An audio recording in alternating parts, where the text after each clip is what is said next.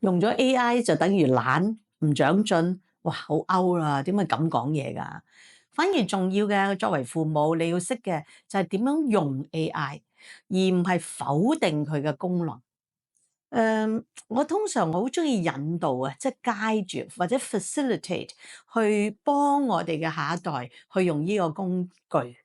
禁止你知啦，越禁佢就越想印，有個癮啊，好想嚇咩嚟嘅？我好想去用，反而合作 collaborate，即係話父母同仔女一齊諗方法，去點樣去用 AI 幫自己，好過恐懼。有幾個問題咧，AI 時代，小朋友使唔使讀書咧？哇！我真係最近幾個講座咧，都有啲好擔心嘅父母，有陣時係祖父母啊，走嚟問我，而家你問我小朋友愛 AI 嚟做功課都係常見嘅，都好中意問我點睇，避無可避噶啦。如果你問我，因為依個AI 嘅功能就好似咩咧？十幾廿年前呢個 Google 咧出嘅時候，Google Search 都有好多父母走嚟問：哎呀，我仔女而家做功課，全部啊，突打落個手機，揾 Google Search 都唔可以自己揾料。咁我不如講個笑話俾你聽。我記得某年某月，當我讀我博士嘅時候咧，我仲好老土咁咧，走去圖書館想去揾書啊。唉，傻啦！甚至啲年輕人都會走嚟同我講：你有冇諗過啊？其實可能喺 Google Search 攞咗啲基本資料先啦。而家冇人走去圖書館去抄低啲書名而去揾書。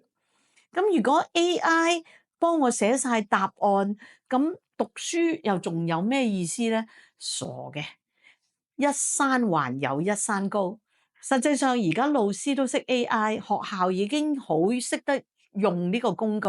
你做嘅功課如果全部用 AI 作答，難道你唔知道會有一個方法會 check 到究竟呢個功課係佢自己諗定係 AI 生成嘅咩？所以唔好擔心，而家咧已經有好多方法可以知道寫出嚟嘅嘢係咪 AI 做嘅，同埋仲有喎，你有陣時都可能見到一啲小朋友咧，好似交咗一個好靚嘅功課，叫識做，但係唔識解釋，咁呢啲咪就係抄 AI 嘅咯。所以如果你問我咧，而家有啲老師都好犀利嘅，交完咗個功課，佢仲要佢做多一樣嘢，就係講下其實呢樣嘢係點樣得嚟嘅，點解會有呢個答案啊？你對呢樣嘢有咩睇法？其實重點係咩啊？就好似我之前講，重點唔係俾嘅資料。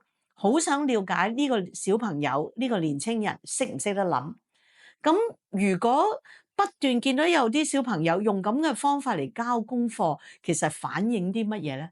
其實我覺得係反而反映咗咧，我哋越嚟越唔想自己用腦。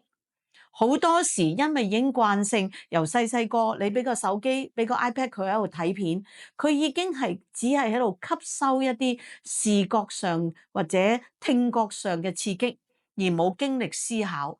我比較老土嘅，如果你問我，如果你最能夠衝破 AI 取代我哋嘅仔女嘅能力嘅方法，其實只係得一個，可以嘅話，翻去睇書。